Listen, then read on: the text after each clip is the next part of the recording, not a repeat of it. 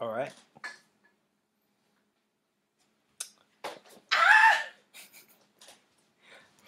Hello. Hello. We just got settled in. We are not going to talk about what just happened a moment ago, and yeah, you'll never see that unless something happens, and we shall never talk about it. We'll never address it ever. Oh, I forgot the signature ASMR. Oh God, no. Anyways, so episode 5, we're gonna be talking about the episode 9 and 10. The fight. So basically, Bakugo versus Uraraka, and we're gonna talk about the episode after that, which is Shoto Todoroki's origin. Yes. And 2 very dense episodes, I would say. Yes. Very dense in the content, very dense in kind of the feels. Right before it was like the break, before they were like, you know what, we're gonna hit everybody. Yeah, hit up all the different quirks, all the different people. Yeah, sorry, I gotta balance the audio. And all the different people, right? Mm-hmm. There you go. And so let's just get started. Yes. Yes. Okay, so this is the last kind of match before the finals. So Bakugo versus Ochako. Bakugo tries to tell Ochako to kind of like give up because he's not going to hold back. Mm-hmm. And in the stands, Ida and Deku are like kind of talking amongst themselves. And I think Ida asks Deku, like, what type of advice did you give Ochako? But he just gives like a play-by-play of like she needs to touch Bakugo to make her quirk work. Mm-hmm. Other than that, Bakugo's speed is going to be a problem for Ochako. Mm-hmm. And we just get reminded that Ochako insisted on not having advice from Deku or Ida. And but his like strategy is like a very good one, where it's like you touch him, make him float. Yeah, but the speed will be an issue for Ochako, which is basically the way that some people describe Bakugo's speed is almost like is the speed of a pro hero already. Mm-hmm. So that's something that she has to kind of deal with now. Mm-hmm. So the fight commences and it starts. Bakugo is shooting off his explosive quirk left and right, and then Bakugo starts to tear up the arena. And then a lot of people in the audience, start to be like, "This is becoming very brutal." Like it's one-sided, and it's very one-sided. And one of the heroes in the audience is like, "Someone's got to stop this fight because it's like it's going to be a slaughter." You know what I mean? And then Eraserhead chimes in and says, you know, if you're not realizing that the way that Bakugo is fighting is just a testament to how much he respects his opponent's ability, then you're not gonna call yourself a hero, you know, like basically calling out that audience member that's started this kind of uproar to try to stop this fight, right? Because everyone was basically like yelling into the crowd, like, "This is unfair." Yeah.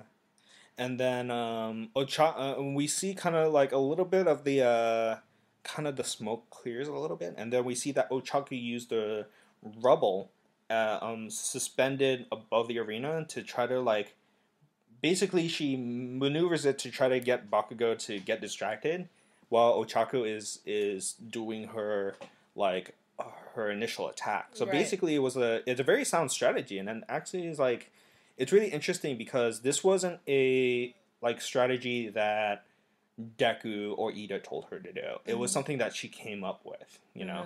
And but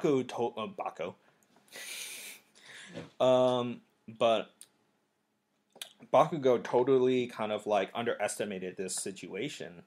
Well, not really underestimated, but kind of like said like, oh, he knew to some degree she would come up with a plan like that.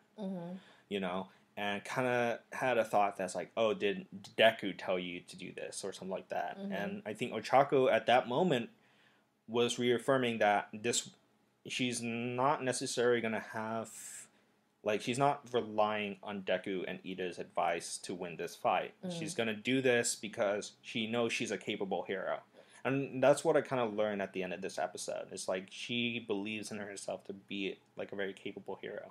I wonder if it's going to affect her perspective of herself, though. Yeah, that was the thing, because she talked about how she's like with her family, wants to prove her family that she can do this, and she really wants to win this. She really wants to be number one, and we kind of see a little bit of flashbacks of that, in her fight, and as she does her attack to Bakugo releases this big explosion that like basically like knocks her across the arena. Right.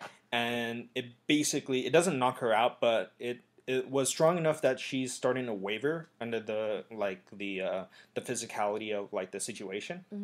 And we see Bakugo is really not letting up, but Ochaku really, really wants this. And unfortunately, this episode is like an episode where you see a hero overexert themselves to the point of unconsciousness. And you can feel she really, really wants this. And then when she passes out, she just passes out. And then Bakugo goes kind of a little berserk, a little bit crazy. And I think he had to get Midnight to stop her in this episode. But was it this one? Wait, wasn't? Am I thinking about the other one? You might be thinking about the other one. Yeah, I think I jumped the gun there. It's okay. Yeah, sorry. I'm remembering two different ones, because Bakugo is just very vicious when it comes to these battles. He's a very big standout character. Yeah, but, in that sense. Going back to this episode, I do like their characterizations. Like, so for Chihako, right? Yeah. I feel like what everyone's been saying in this particular episode kind of reaffirms the fact that she might need to kind of separate herself and kind of figure out her own way to do or fight. Yeah. Mainly because, this was the first time she was like, I need to take a step back. I need to do it on my own, and this is something that I need to do by myself and figure out on my own. But everyone's still like, did Deku tell you to do this? Yeah. And it's it kind of reminds me like how, how in these set of episodes, the ending is very female driven. And it's kind of like a affirmation, like, because like they don't need some advice from other people to get them by. Like, they can figure this out, you know what I mean? And there's a sense of like there's like that can do attitude that she needs to do this, but the thing is, like, towards the end of this episode, she's just very hard on herself, it's like she kind of realized there's got to be some kind of balance between being that character that wants to do all these things for her family and wants to do these things, but at the same time she still needs that kind of route and like learning, you know what I mean?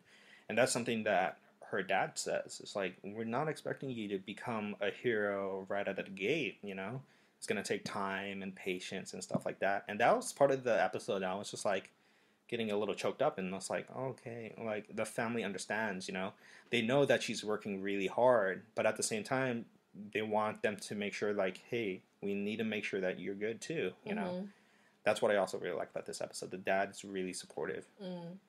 It was a stark it's interesting to see kind of like the two sides of Ochako as a character, because after the fight, Deku comes to check up on her. Yeah. And she's like, I'm great. I'll just do it again another time. It'll just take some time, and I'll get back again. And then later on, when she gets the phone call from her. Yeah, and she's alone too. Yeah, that's when she like kind of starts crying and letting it out.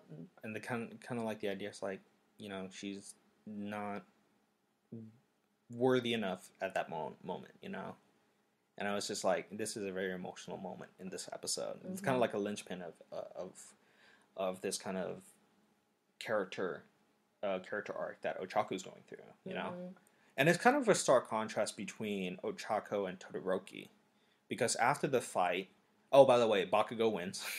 Yeah. Because Ochako kind of gets knocked out, because she's pushing herself on a physical level, And after the fight, she gets to Recovery Girls. Shoto Todoroki kind of comes in and check in on her. Then Ida and Deku checks in on her. And then she gets that phone call. But after all those scenes happen, you see Deku runs into Endeavor. And they have like a little kind of talk. Because Deku and Todoroki's fight is after this one. And Endeavor is like,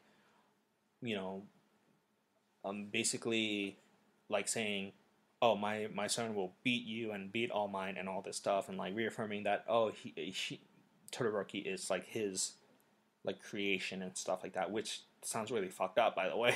It's like, I created you just for this set of purposes, you know what I mean? But I think that explains why there's so many problems with Todoroki, just because it's kind of like, it sounds like Endeavor has never really thought of him as... That relationship as like a father-son, as more of like, you're an ends to a mean sort of situation. He's not a son, you know, he's just more like, you know, his, I guess, what would be like the best way to explain what kind of character? Almost like a tool, almost. Yeah.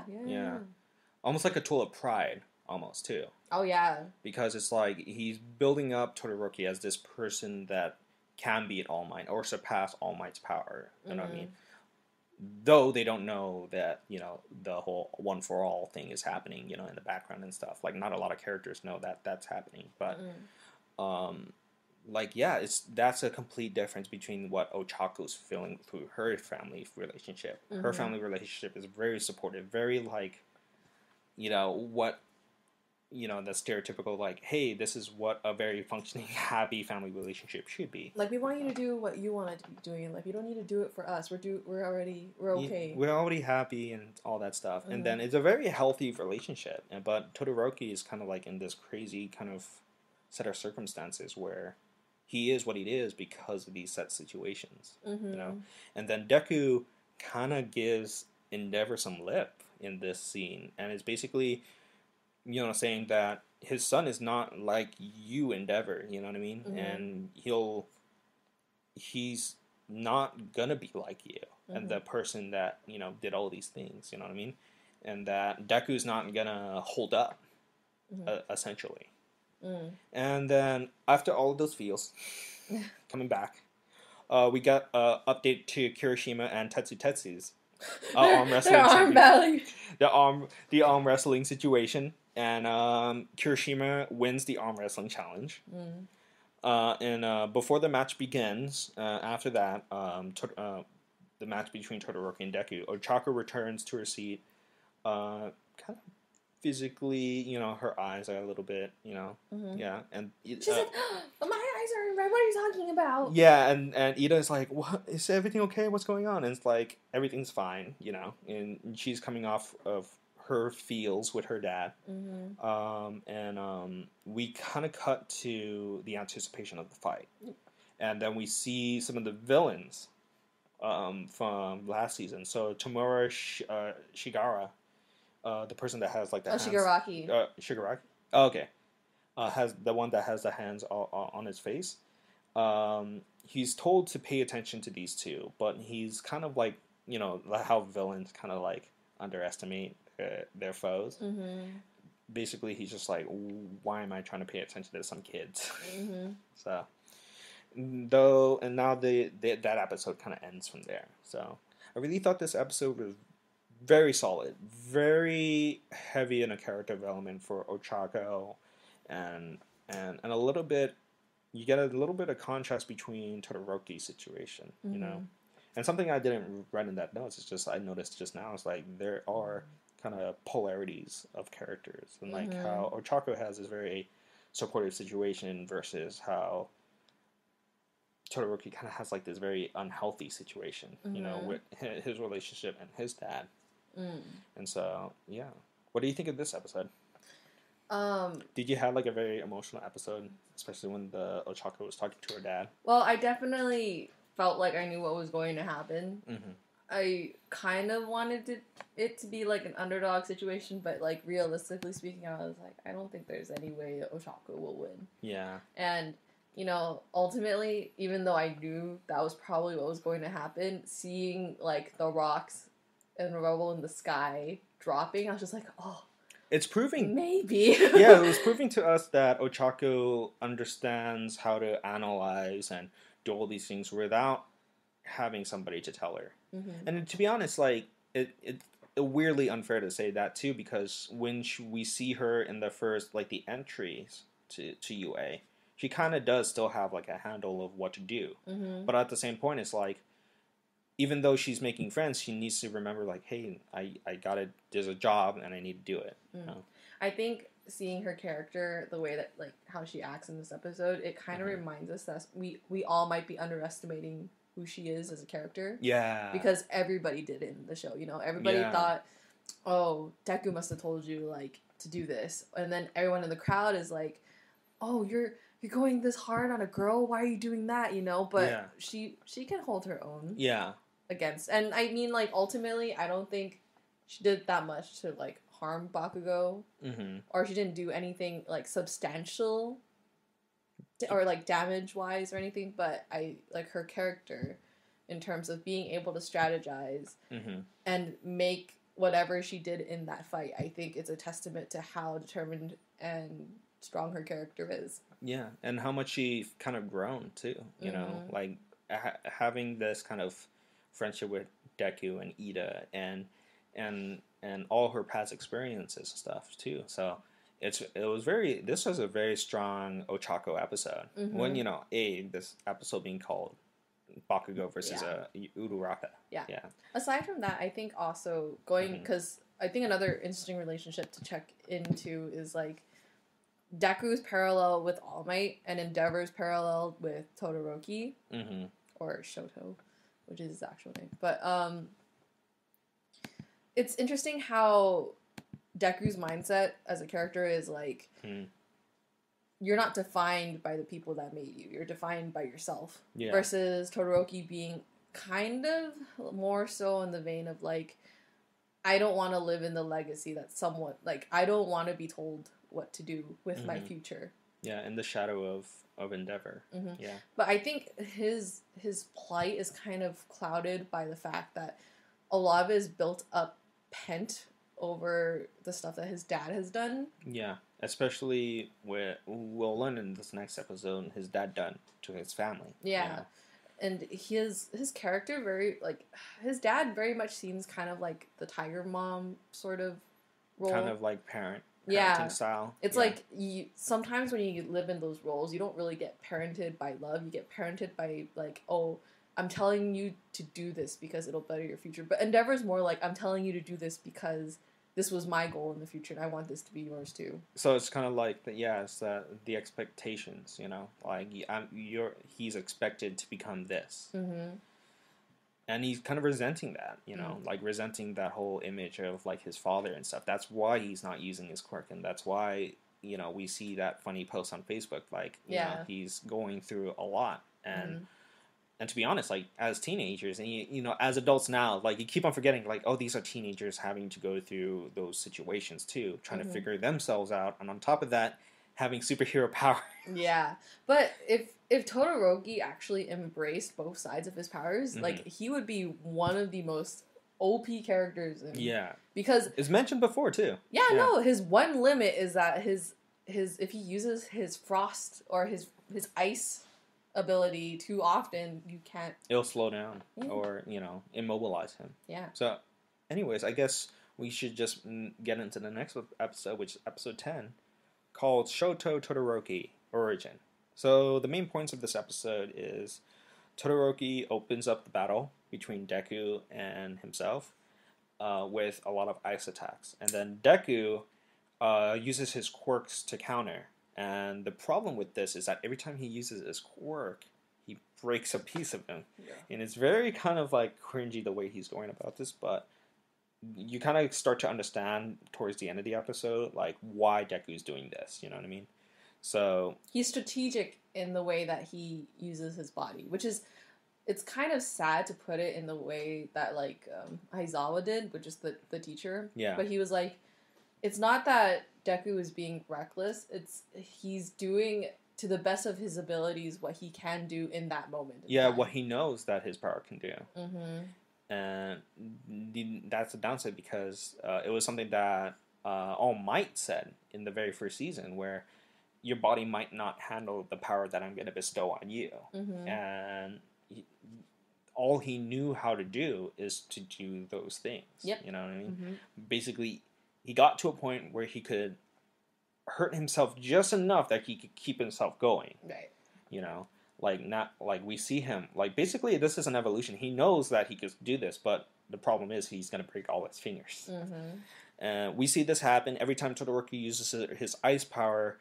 Deku uses each finger up to the point where he has to use his cheek. And just like, yeah, and all at the same time, Deku is kind of almost taunting in a very taunting way to Todoroki about like how he should be using his full power and that like he shouldn't hold back just because or something like that. And Todoroki has this thought and idea that did your dad told you to do this so he could take out his like fire ability? mm-hmm. But Deku is saying no. I want you to try to beat you at your fullest power because this is what a hero does. You know what I mean?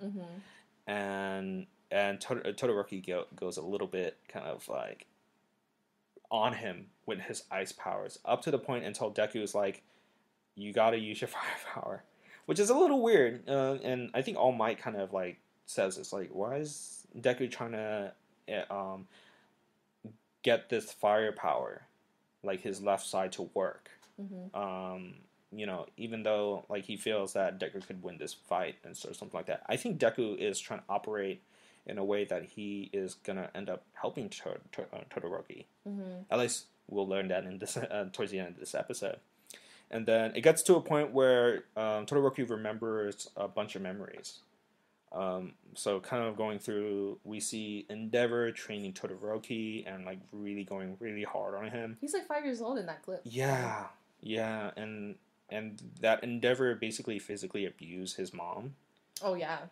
Yeah, it gets really dark in this memory situation. Yeah. Yeah, and then Endeavor separates him from the other children, which is his siblings, which I've just learned in this episode he has. You can siblings. actually tell if you go back to watch the episode, all the kids have a little bit of red in their hair. Yeah, red and white. I noticed that. Yeah. Mm-hmm. By the way, I watched these episodes both in dubbed and subbed.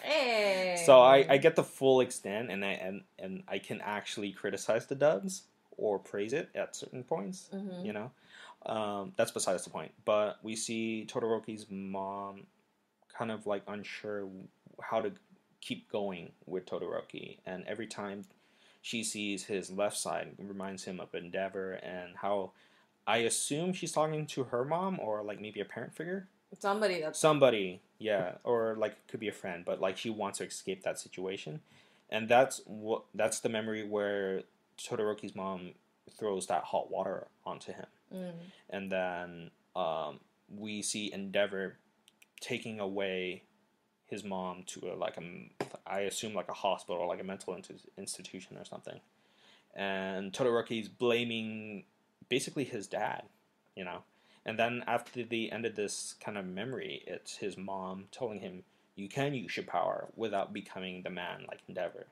And this kind of ignites him to accept his power. Mm-hmm. And in a really interesting scene where Endeavor kind of blatantly says that he's going to become the hero that he created him. So I guess calling out that there was the arranged marriage. I mean, I think it was also kind of a misinterpretation of why Todoroki was using that power too. Yeah. Because part of the reason why he decided to even use it in the first place was because Deku was like, it's not his power, it's yours. It's kind of like the realization that he can decide what he wants to do with it. It's not really his father's to use in the first place. And it's a very empowering thing too, because it's like prior to that, he's trying to do everything in his power to not become Endeavor. And then he realizes, oh, he can use his power, but I'm not going to do this because you want me to be something that you want. I'm doing this because I have the powers to become who I want, mm-hmm. And so Todoroki basically accepts the power, and everybody's just like, what? Like, kind of like starry-eyed and just kind of like surprised. And Todoroki attacks, and Todoroki and Deku attacks at the same time, while Midnight and Cementos basically attempts to stop the battle. And we see these big, like, cement pillars come out of nowhere, and, like, Midnight uses her kind of, like, I don't know what her power is, technically. It's like this perfume kind of, like, thing that makes people fall asleep. Okay. And so, we see the whole arena filled with smoke, and then Aizawa basically saying like it's probably the combination of the heat and the water that made that explosion, and then Present Mike just kind of like, how big was that explosion and stuff like that. And as we start to see the smoke clears, we see Deku out of bounds and Todoroki crown a victor. And I think Todoroki in this episode is a winner in more ways than one in this situation. He figures himself out. I think he knows that he can use this power and be against what his dad wants him to be, you know.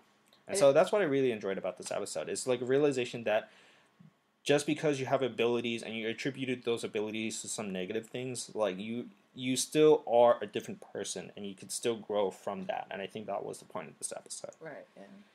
So yeah, I really thought this episode was really good in that sense. I liked watching Deku progress through this episode too. I think is a really good example of why All Might chose to pass down his powers to him.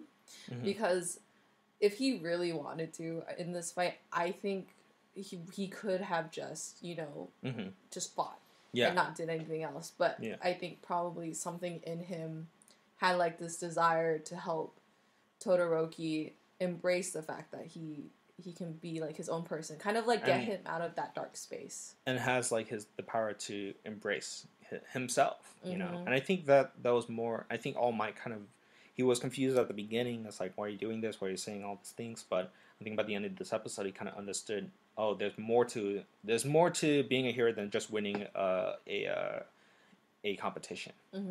And he actually really helped, I think, in this episode with Todoroki and his situation. Yeah. You know? Because prior to that, it was that Facebook joke. Yeah. I think aside from the like Deku in this episode, because it was such a big focal point on Todoroki as a character, I think we should probably talk about it a little bit. Yeah.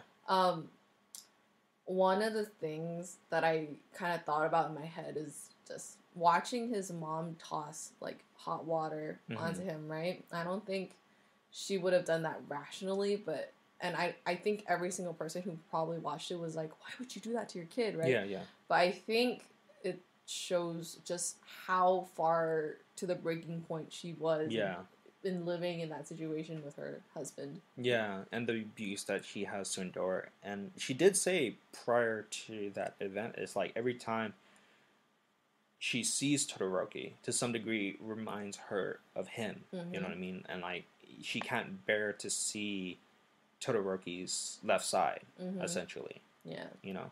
And I kind of think it's like, if you dive deep into American literature, it's like that Edgar Allan Poe kind of like poem where he talks about the old man's eye. Do you remember that story? I don't. Oh, but like the story is basically, the person was not mad or afraid of the guy. He was mad and afraid about the eye that the old man possessed, and he killed the guy in the end of the kind of story and at the end of this poem. But the eye is always like kind of like watching, or like this perceived notion that he's like always there. You know what I mean? Even though he stuffed him into a wall or something like that. I think I remember that story. It's called The Telltale Heart, if any of you remember it. Yeah. Okay. But yeah, like that was a little bit of like American literature going into like this situation. I don't know if it's related in any way, but you know, it's a good point though. It's something good to point out, because it's not Todoroki that she despises. It's the image of Endeavor and the abuse that she's had with Endeavor that she doesn't like, or she hates with a grudge. You know what I mean? And I get that what leads her to make those decisions. Yeah. Is there anything you would kind of want to see for like Todoroki and Endeavor in the future? Like if there was more character development? I want to see more of how moving forward Todoroki is going to be with Endeavor. You know what I mean? How's that relationship going to work out? Because now Endeavor has this perception that, oh, he's finally got over his childish rebellion and all this other stuff. But in reality, Todoroki is now emboldened to carve his own path in life now. And I wonder if he's going to rekindle some kind of relationship with his mom, you know, like, you know. Yeah. And also Endeavor is like right now is seen as this kind of hero figure, but to me right now I'm just like, after what he's done to his mom and everything, I don't know if he can come back as a positive character. You know what I mean? Mm-hmm. Unless there's some crazy sacrifice he does or something like that. You know what I mean? And it's gonna be tough to see because like no, as us as very, we're Americans, right? Like we have this sort of kind of idea of justice. You know what I mean? And ideas that Endeavor should be put away because of what he did to his mom. You know what I mean? On a if not a physical level, on a emotional level too, So, yeah, that's how I feel about that. Yeah. I kind of wonder, like, this is kind of like a very off-topic discussion, but I do think it's a very interesting concept to think that there are people in this universe that marry each other just so that the offspring have the benefit of having stronger powers than they do. Yeah, and which that was kind of the reason Todoroki exists in this universe. And it gets a little metal, if you really start to think about that. And like, it just drops like little hints of things like that. And I know I said in a previous episode, I was like, that kind of makes sense. Like when all these powers start to show up in this world, why wouldn't people think in those terms? It's like survival of the fittest. Yeah.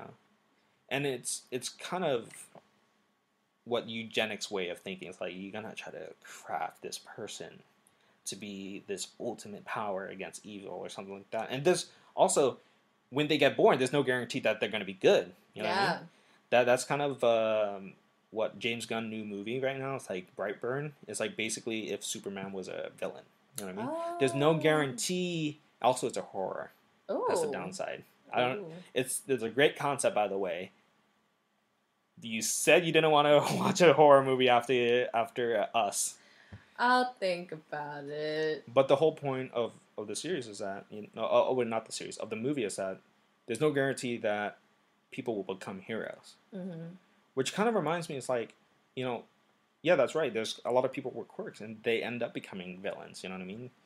So yeah, there's a lot of weird connotations that come up from that, and a lot of ethics-based stuff too. And I remember previous episodes, and I think the third episode, we were like, I wonder if there's like superhero version of therapy. They should talk to a superhero shrink. I wonder how far they'll go with character development. Like, will they go to the extent of creating, like, I don't know, a hero turned villain? Or I wonder that, because I am so far into the second season that there is a sense, but I don't want to talk about it unless we get to that episode. We're gonna get there. We're gonna get there, but there are some stuff that kind of leads me to think, yeah, there are some characters that may have become heroes, right? But through some crazy extraneous situation, they become corrupted to become villains. Yeah, I want them to tear my heart out. I want them to create a character that just becomes like a villain, but you understand why. And I'm just kidding. I'm just kidding. I really, really, really hope he doesn't become a villain. I don't think so either. It's just he has like this very. He's like Shinzo. Yeah, he's like Shinzo. He has this power that makes him, feel like these certain ways where he has to be overpowered and all this stuff. It feels like he could be converted into the dark side. Yeah, and it's just the thing is, it's like I don't understand his motivations so much to the point that I'm like, yeah, you could be a hero. It's like all the time that we've seen him is bullying Deku, you know what I mean, for being a quirkless hero, and now that Deku has cultivated this power from All Might, he's becoming this kind of envious person that wants to prove himself to be the number one hero, which is, I don't know. I mean, is that basis for him being a villain? Like, I don't know. I mean, I think at least one commendable thing we can say about Bakugo in this episode is that, like, seeing how unbalanced that fight was that he had with Ochako was in terms of, like, power levels and strengths and whatnot, he still treated her like a formidable foe. Yeah. You know? He didn't underestimate kind of like her ability, which is kind of like what heroes should try to do. You know what I mean? And that was something that was pointed out in the previous episode when Tamara, like the villains from first season, they underestimated All Might and his companions. You know what I mean? And the abilities that Deku had and the abilities that Todoroki has. You know what I mean? So there is that sense of like he can stay the course. You know what I mean? It's just right now, I guess for me, it's just that it's like he's doing all these things, but I'm not understanding why he's doing like all it's these unwarranted to you. Yeah, and I'm like, that's why I'm more invested in Deku or Chaco and Ida is because not only they're our main characters, but they have motivations behind. Like there's a drive that pushes them forward. And yeah, you could say that for Bakugo, the drive is to try to surpass Deku and improve himself. It's just like, I guess for me, it's just like I don't see like things in his life where it's just like, oh, I have to prove myself or something like that. In the future, maybe. You know. Well, there's a whole third season, and let's hope that nobody in the comments will like spoil this for me. So, anyways, is there anything else about this episode we want to dive into? Last minute words. Well, we could talk about the next episodes, right? Like, just our predictions, because right now is Todoroki beats Deku. And so the next episode is Todoroki and Bakugo, right? No, it's not. No, that was the end of the. That was the end of. That was the end of the arc. But I think. Let me see. I think the next episode is the next levels. Yeah, the finals levels. Ah, I see. Yeah, but yeah, it's like I think now moving forward. Let's just talk about this in the frames, because I think this episode just ends on Todoroki winning, and I don't think there was anything else. Yeah. Yeah, but yeah, we went into it a little bit. You went really into it and yeah. really deep, and like with implications of like what these heroes can go through. It's okay. Here's hoping that the next episode will be slightly lighter. Yeah, so more lighter than what we had to deal with in these two episodes. Exactly. So I guess we'll just wind this down, and we'll be back again in the next episode about My Hero Academia. Yay! We're gonna be leading up to the end of the tournament arc. So until then, please like, subscribe, ring the bell for notifications, Ding ding ding, and we'll see you in the next time. Bye bye.